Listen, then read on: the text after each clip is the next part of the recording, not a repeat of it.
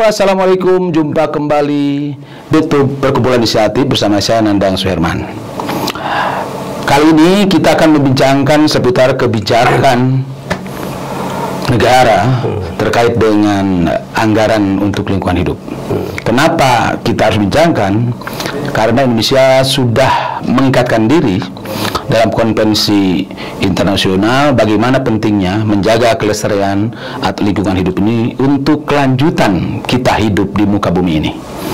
Nah, kita akan berbincang seputar itu dengan Bung Dadan Ramdan, Direktur Perkumpulan Inisiatif, yang notabene beliau ini backgroundnya dalam aktivitas lingkungan hidup sudah cukup lama. Hampir selama aktivitas selama ini di situ. Oleh karena itu ini sangat kompeten dan sangat penting untuk kita semua. Oke, Bung Ram, apa kabar? Baik, Pak Nandang. Selamat sore ya. Iya, sore menjelang malam. Iya. Oke, kita akan ngobrol-ngobrol yang rileks saja terkait dengan anggaran lingkungan hidup atau kebijakan lah di Indonesia. Iya. Nah, menurut Anda sendiri dalam APBN atau dalam perjalanan Republik ini, terutama akhir-akhir ini, seperti apa sih kebijakan negara untuk lingkungan hidup ini? Oke, Pak Nandang. Jadi kalau kita melihat fakta yang ada, gitu ya, bahwa kualitas lingkungan hidup di Indonesia di 34 provinsi, 500 sekian kabupaten kota, itu memang sangat memprihatinkan. Oke, indikatornya apa tuh memprihatinkan itu? Indikatornya pertama itu bagaimana kita hari ini berhadapan dengan bencana lingkungan hidup.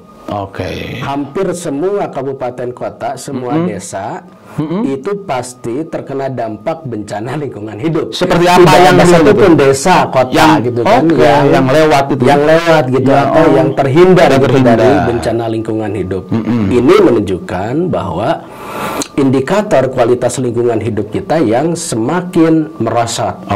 Itu semakin buruk. Apa sih realnya? Kalau di level desa, jangan-jangan banyak warga tidak sadar terkait dengan itu. Kalau kita turunkan di level desa, misalnya problem lingkungan hidup itu ditandai dengan banjir. Banjir yang harus diterima setiap musim penghujan. Kemudian kekeringan yang harus didapatkan, diterima juga oleh warga. Musim kemarau susah air bersih. Itu salah satu indikator. Sampah misalnya, sampah, limbah gitu. Limbah, baik limbah industri maupun limbah domestik. Ini barangkali yang paling sederhana yang ada di sekitar kita dan kita bisa lihat dan rasakan dan terkena. Di antara kita itu yang biasa, yang sudah pernah kebanjiran atau keringan sulit air, atau memang kita terkena dampak sampah di mana-mana ya. Betul. Ini salah satu bagaimana ciri kemerosotan. Upaya-upaya negara atau pemerintah dalam hal ini berbagai level tentu saja, dimulai yang paling terkecil di desa, kabupaten, kota, termasuk level nasional. Seperti apa menurut Anda? Iya. Jadi gini, Pak. Sebetulnya pemerintah Indonesia sejak tahun 70-an, 80-an sudah concern. Sudah concern terhadap masalah dan isu lingkungan hidup ini. Itu ditunjukkan dengan munculnya berbagai regulasi atau aturan. Tahun 80 itu muncul Undang-Undang Pokok Pengelolaan Lingkungan. Kemudian tahun 2000 tahun 85 juga muncul undang-undang ya. Terakhir kita memang sudah membuat undang-undang nomor 32 tahun 2009 tentang perlindungan dan pengelolaan lingkungan hidup.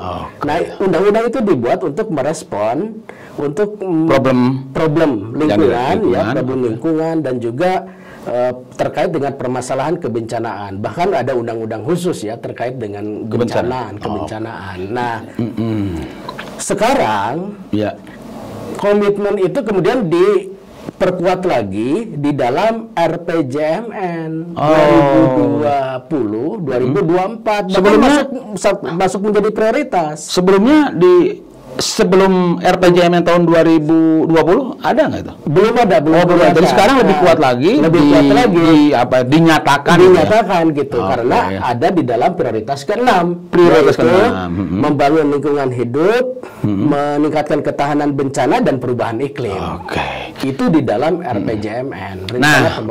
Kalau melihat dari sisi aspek regulasi, sepertinya kita sudah tidak kurang ya. Undang-undang terus turun lagi kepada di RPJMN-nya. Ini kan operasionalnya yang 5 tahun, di mana pemerintah nasional sudah menyatakan itu prioritas ke-6. Kalau di level provinsi itu juga sama nggak konsepnya?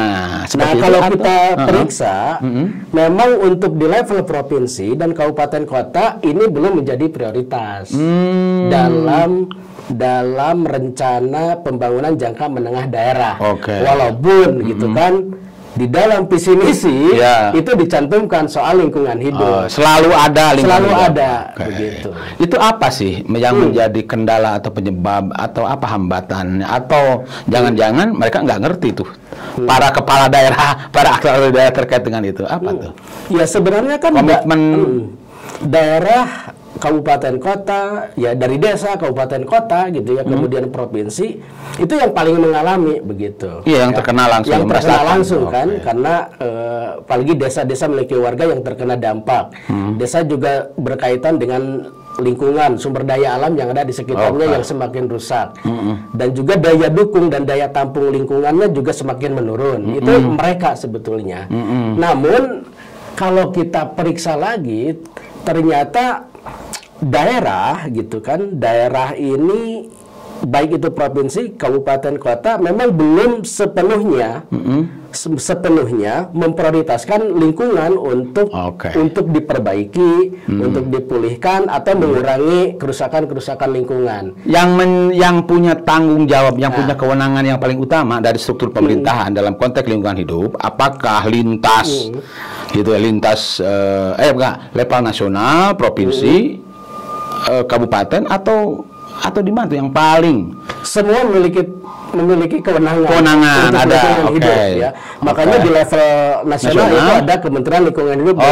Ditunjukkan dengan ada organisasinya. Di level provinsi ada Dinas Lingkungan Hidup gitu kan, dan Kehutanan. Di level kabupaten kota juga ada Dinas Lingkungan Hidup.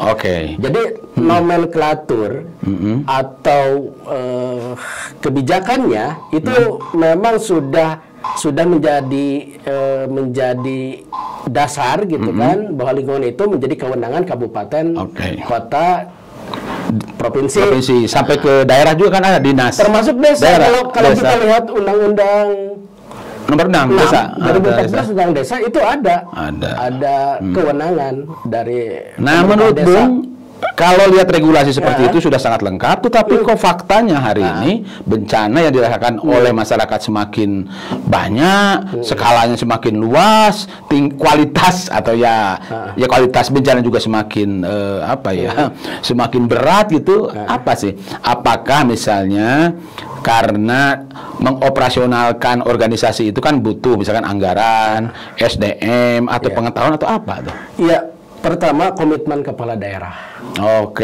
Komitmen. Jadi komitmen kepala daerah, memang kalau kita periksa di Indonesia, di level kabupaten, kota, dan provinsi, itu masih bisa dihitung dengan jari gitu, yang memiliki komitmen terhadap lingkungan. Yang dituangkan ke dalam dokumen RPJMD, perencanaannya, RKPD, kemudian ke dalam anggaran. Gitu ya. Dan kita sangat kesulitan gitu untuk melihat kepala daerah yang memang betul-betul pro lingkungan. Sementara kalau di nasional memang cukup kelihatan atau gede, kurang atau seperti apa? Kalau di level nasional gitu ya. Di dalam RPJMN itu menjadi prioritas. Prioritas ke-6 kan? Prioritas ke-6. Tetapi kalau kita periksa lagi, kalau kita review di dokumen anggaran tahunan itu sangat kecil dari sisi anggaran ya. Padahal ini urusan publik, penting gitu genting gitu kan, dan mendesak. Jadi penandangnya kalau kita review dalam 4 tahun ya, dalam 4 tahun ini review yang dilakukan oleh ya termasuk yang kemudian dilakukan oleh perkumpulan inisiatif ya, itu rata-rata belanja untuk urusan lingkungan hidup yang ada di Kementerian Lingkungan Hidup itu 0,23% dari total APBN. Total belanjanya? Total belanja dalam APBN 0,23. Jadi belanja lingkungan hidup kalah oleh Kementerian Informatika, kalah oleh Kementerian PUPR, kalah oleh Kementerian bahkan oleh lembaga-lembaga seperti DPR gitu ya, MPR gitu. Itu menunjukkan apa ya? Hanya 6 triliunan. 6 triliunan untuk tahun berapa tuh? Triliun. Itu 2023 2023 yang sekarang. Yang sudah disahkan ya. Oke. APBN tahun anggaran 2023 itu hanya 6,9 triliun. Kalau sebelumnya? Ya fluktuatifnya tidak jauh dari, jadi belum pernah nyampe 10 T gitu. Paling tinggi itu 2018 9 triliun. Oke. Jadi kalau kita lihat trennya justru sekarang menurun. Di satu sisi diprioritaskan, masalah semakin besar gitu kan, masalah semakin banyak, masalah lingkungan hidup, termasuk sekarang perubahan iklim dan lain sebagainya. Tapi dari sisi anggaran, ya, ini masih minim, gitu ya. Sebetulnya kan sangat minim. Anggaran itu kan cerminan juga apa ya, keberpihakan. Jadi kalau diukur dari itu sepertinya pemerintahan Presiden Jokowi itu melalui Kementerian KLHK ya, itu sangat masih rendah ya untuk komitmen. Nah, terjadi degradasi lingkungan, kerusakan lingkungan, itu kan sudah terkenal, kita cukup lama itu terkait gitu. Dan salah satunya indikator yang tadi dirasakan banjir. Tapi kenapa pemerintah tidak melakukan upaya-upaya pencegahan yang lebih kuat terkait dengan itu? Apakah karena desakan para pelaku ekonomi, terutama yang berbasiskan ekonomi yang berbasiskan sumber daya alam, begitu kuatnya? Ya kalau kita melihat teks-teks gitu ya, dokumen kebijakan yang ada di perencanaan gitu ya, di perencanaan pembangunan, baik itu di level nasional, di level daerah, kabupaten, kota, provinsi, dan juga di dokumen rencana tata ruang wilayah, memang kita belum melihat gitu ya perspektif bagaimana keberpihakan pada upaya pertama, bagaimana mengurangi kerusakan lingkungan dan pencemaran. Yang kedua, bagaimana mencegah bencana gitu, mencegah terjadinya bencana. Jadi banyaknya yang dimaksud bencana ekologisnya ya, bencana lingkungannya, akibat kerusakan lingkungan hidup, akibat daya dukung dan daya tampung lingkungan hidup yang terus mengalami terdegradasi. Nah, lebih banyaknya memang pro pada upaya untuk meningkatkan pertumbuhan ekonomi, sehingga investasi yang diprioritaskan, investasi yang digenjot, padahal investasi itu dilakukan ya di lokasi-lokasi yang itu seharusnya diperuntukkan bagi kepentingan lingkungan hidup, bagi alam gitu ya, bagi keberlanjutan. Kita lihat aja das-das itu daerah aliran sungai di Indonesia ya, di Indonesia dimanapun itu mengalami kerusakan. Ketika hujan langsung meluap banjir, ketika kemarau si sungai gitu langsung kering bahkan bisa dijadikan lapangan sepak bola. Ini menarik bahwa ternyata kondisi ini semakin rusak ya, situasinya semakin mengerikan kalau kita lihat, kita rasakan hari ini. Tetapi sepertinya kepedulian terkait dengan itu yang ditujukan dengan anggaran sampai hari ini masih relatif rendah, 0,23%. Dan ini hampir sama di kabupaten kota juga berkisar 0,2% sampai 0,3%. Bukankah di kabupaten itu sudah diperintahkan juga harus berperspektif itu kan, pakai ada dokumen apa itu di perencanaannya itu harus dilampirkan dokumen KLHS, betul. Itu kan menunjukkan bagaimana si pemerintah daerah harus berorientasi ke situ. Iya. Tapi banyak daerah yang melakukan itu hanya formalitas dan tidak ada upaya atau tidak ada tindakan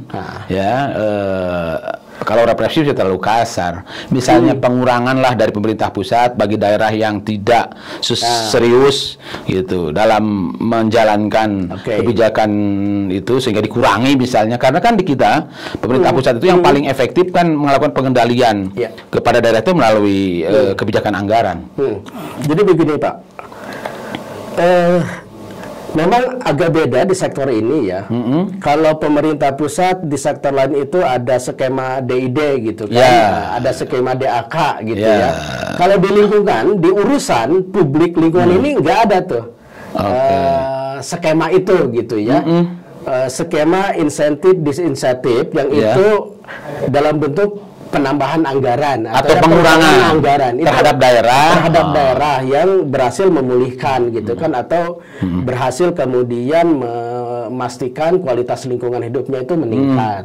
Nah ini nggak ada mekanisme itu. Tapi menurut saya sih ya, tidak adanya atau adanya insentif itu seharusnya bukan menjadi patokan.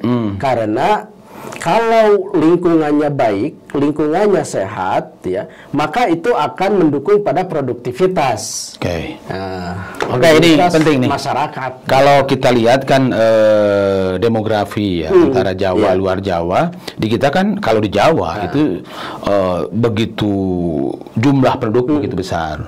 Sementara ruang ininya kan paling kecil lah ya gitu. Sebenarnya di luar Jawa masih cukup luas, penduduk kurang gitu. Nah, kerusakan lingkungan, apakah itu ada nggak korelasinya dengan kepadatan jumlah penduduk yang bertambah berkorelasi dengan kerusakan lingkungan? Ya, sebenarnya pertambahan penduduk bukan masalah. Bukan masalah terhadap kerusakan lingkungan. Justru masalah lingkungan hidup itu banyak diakibatkan oleh pertama, ya, alih fungsi lahan. Alih fungsi lahan yang digunakan untuk kebutuhan di luar lingkungan hidup, di luar konservasi, di luar kelestarian, seperti pertambangan yang dilakukan di kawasan hutan, kemudian juga perluasan perkebunan sawit yang kemudian itu menghilangkan keanekaragaman hayati. Berarti banyak kasusnya sepertinya kalau lihat hari ini itu banyak di luar Jawa kan? Karena kalau di Jawa sudah relatif kecil mungkin ya ruang terkait itu. Luar Jawa kan masih cukup luas, misalkan Kalimantan, Papua gitu kan. Itu kalau gini, kalau saya sih, apakah itu ada unsur kesengajaan karena sana masih cukup luas itu dari sini sehingga terjadi terjadi ketidakseimbangan, terjadinya degradasi itu di luar Jawa, dan sepertinya pemerintah hari ini itu membiarkan gitu ya, itu jadi dalam rangka ini kan untuk juga nanti ya perubahan itu untuk mengisi pundi-pundi uang negara dalam konteks pembangunan. Ya kalau degradasi, semuanya terdegradasi dari aspek lingkungan ya, baik Pulau Jawa, Pulau Sumatera, Pulau Kalimantan, Papua, NTT, semuanya terdegradasi. Pulau Jawa saja gitu. Di Pulau Jawa misalnya, ini justru mengalami degradasi yang luar biasa. Yang masif ini. Ya, karena banyaknya praktek-praktek alih fungsi lahan ya, yang tadinya resapan, yang tadinya tempat air, yang tadinya hutan gitu kan, yang tadinya rawa, kemudian berubah menjadi tempat-tempat untuk kegiatan ekonomi. Jadi infrastruktur hutan alam menjadi hutan beton gitu ya. Kemudian pembangunan infrastruktur skala besar juga sangat merusak, termasuk industri. Jadi kalau di wilayah perkotaan yang ada di Pulau Jawa misalnya, kerusakan lingkungan itu lebih banyak karena faktor industri yang tidak terkendali, industri yang kemudian tidak taat terhadap hukum dan aturan lingkungan. Padahal regulasi untuk mengatur itu sudah sangat banyak. Berarti kita mungkin dari sisi ini ya ketaatan penegakan hukumnya. Iya, selain anggaran, soal ketaatan para pelaku dan termasuknya penegakan hukum. Termasuk penegakan hukum. Jadi itu salah satu akar mungkin ya permasalahan ini, sehingga berlarut-larut. Padahal kita sudah mengalami kerusakan hampir 50 tahun yang seharusnya sekarang direstorasi. Harus ada pemulihan, termasuk di Pulau Jawa ya. Harus ada pemulihan gitu. Nah, situasi ini apakah kok kurang begitu menggema ya di masyarakat, di publik maksudnya? Itu faktor apa tuh? Hanya kalau ya kita lihat sih hanya di para aktivis saja nih. Kenapa itu? Ya tantangan. Jadi tantangan masalah lingkungan hidup ini memang belum menjadi gerakan gitu ya, gerakan masyarakat. Sebenarnya masyarakat memiliki apa ya, sudah merasakan adanya dampak. Ya, dia menjadi korban menjadi korban. Tapi kemudian itu belum dikelola aja gitu kan, menjadi satu gerakan gerakan sosial ya. Ya, ini penting kalau sudah ngomong terhadap gerakan sosial, dan tidak terlepas juga gerakan sosial itu juga nanti kepada masalah politik ya. Ini kan kita tahun-tahun depan itu 2023, 2024 itu tahun-tahun politik. Apakah isu lingkungan akan menjadi menjadi isu untuk menarik para pemilih isu lingkungan di kita, atau tidak menarik bagi partai politik gitu kan? Ya, kalau saya sih terkait dengan momentum ya, momentum politik elektoral 2024 baik pilpres maupun pilkada ya, pileg gitu. Pertama, memang para kandidat itu harus memiliki komitmen terhadap lingkungan. Ini sudah tidak bisa ditawar lagi seiring dengan degradasi lingkungan, menurutnya daya dukung lingkungan di Indonesia, di berbagai pelosok wilayah di Indonesia. Yang kedua, memang kandidat yang pro terhadap lingkungan itu harus menjadi salah kandidat satu level nasional maupun di daerah. Ini yang harus didorong gitu ya, didorong terhadap pro lingkungan. Dan saya kira sekarang masyarakat juga akan memperhatikan gitu, akan mempertimbangkan kalau yang tidak pro lingkungan ya, itu akan menjadi catatan gitu untuk tidak ini menarik lah dalam pemilu. Ini kan kita dalam politik elektoral di mana suara terbanyak kan yang paling ini, dan suara di kita itu kan suara yang menurut para ahli itu suara yang masih swing vote dan bukan berbasiskan yang tadi berbasiskan isu. Nah, sementara saya ini kan di kita juga kampus bertambah nih. Bertambah kan, dan para profesor guru besar juga banyak. Dari menurut pengamatan Bung, kampus mana yang paling sering melontarkan gagasan terkait dengan pro lingkungan ini? Ada nggak? Tidak ada. Nah, ini kan persoalan. Tidak ada kampus yang kemudian memiliki visi memiliki visi, misi bagaimana memperbaiki lingkungan. Memang lembaga-lembaga yang di penelitian yang dibikin oleh kampus perguruan tinggi ada. Gitu. Tapi interest gitu kan, bagaimana positioning kampus terhadap atau komitmen terhadap lingkungan sepertinya belum ada. Saya belum menemukan rektor yang kemudian menyuarakan gitu kan, bagaimana lingkungan ini harus menjadi satu hal yang penting gitu. Ini menarik menurut saya karena ini kan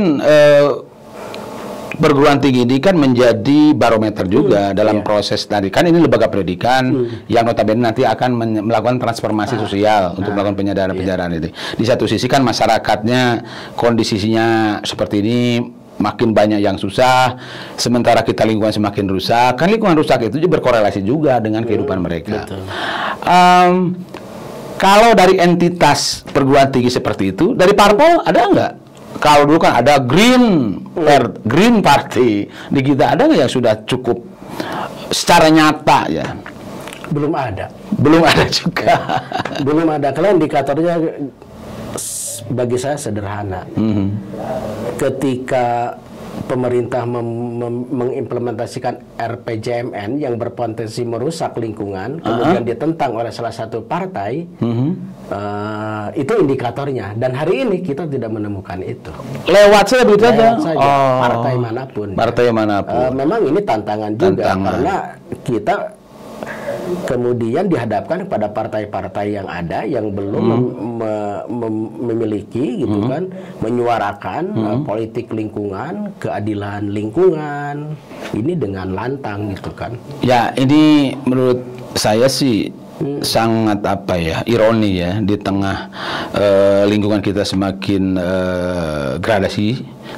degradasinya semakin kuat, sementara para pemegang kebijakan termasuk partai politik masih cukup rendah ya, belum aware.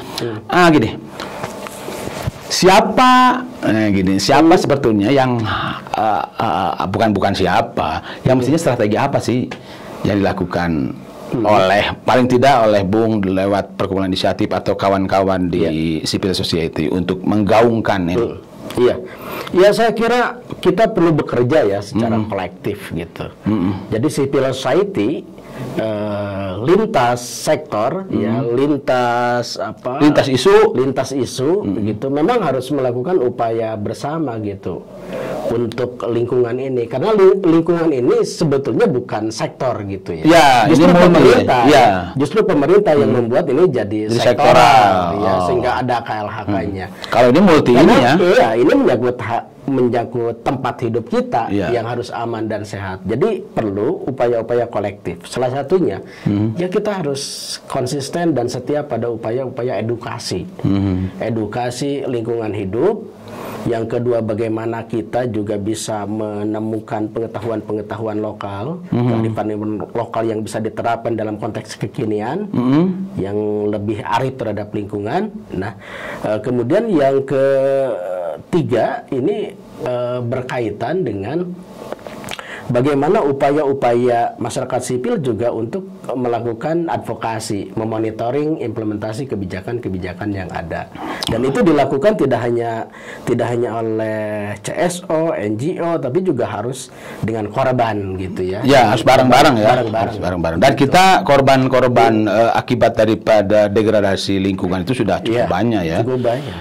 Bencana juga cukup banyak. Yang tadi kita pada saat awal ngobrol, hampir tiap tahun seluruh lokasi kita sudah tidak ada yang bebas dari itu, tetapi kok kebijakan regulasi sudah cukup banyak, tapi kok kenapa masih lemah, masih rendah, baik dari sisi budget maupun dari sisi penegakan itu yang menurut saya masih ini. Dan tadi ternyata begitu kita periksa, yang dari beberapa yang semestinya gitu ya, misalkan kampus, ternyata kampus juga tidak ada yang punya visi ya ke lingkungan gitu ya, parpol apalagi.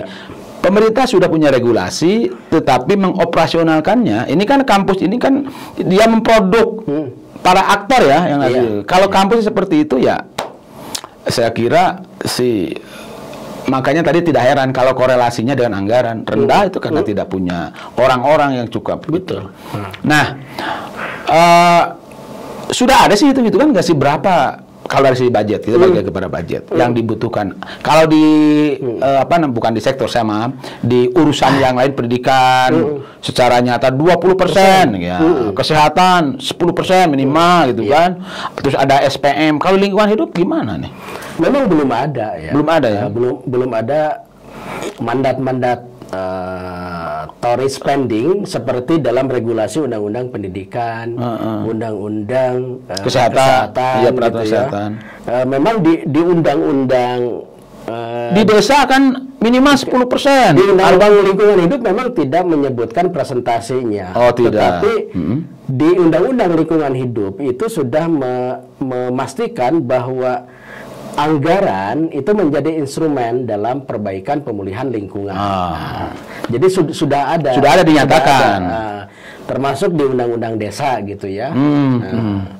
Cuma presentasinya ini yang memang belum dipastikan ada berbagai